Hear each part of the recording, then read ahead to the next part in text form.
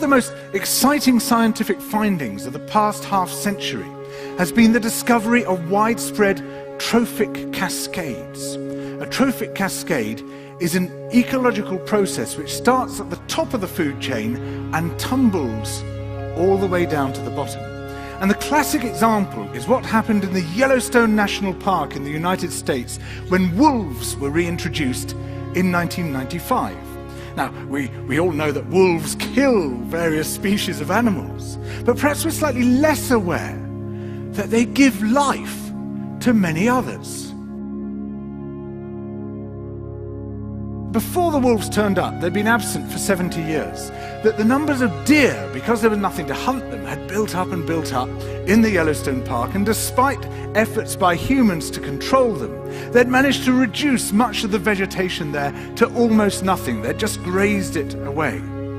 But as soon as the wolves arrived, even though they were few in number, they started to have the most remarkable effects. First, of course, they killed some of the deer, but that wasn't the major thing. Much more significantly, they radically changed the behavior of the deer. The deer started avoiding certain parts of the park, the places where they could be trapped most easily, particularly the valleys and the gorges. And immediately those places started to regenerate.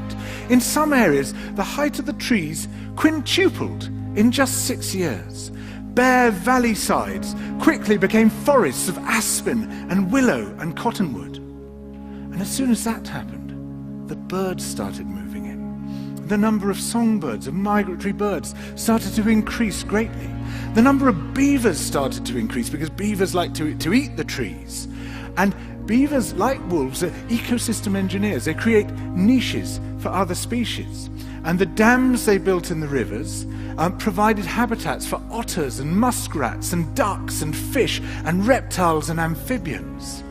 The wolves killed coyotes, and as a result of that, the number of rabbits and mice began to rise, which meant more hawks, more weasels, more foxes, more badgers.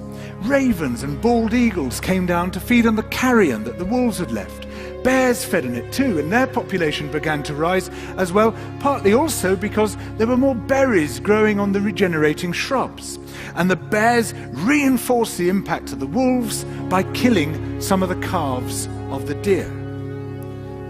But here's where it gets really interesting. The wolves changed the behavior of the rivers. They began to meander less. There was less erosion. The channels narrowed. More pools formed. More riffle sections, all of which were great for wildlife habitats. The rivers changed in response to the wolves. And the reason was that the regenerating forests stabilized the banks so that they collapsed less often, so that the rivers became more fixed in their course. Similarly, by driving the deer out of some places and the vegetation recovering on the valley sides, there was a soil erosion because the vegetation stabilized that as well. So the wolves, small in number, transformed not just the ecosystem of the Yellowstone National Park, this huge area of land, but also its physical geography.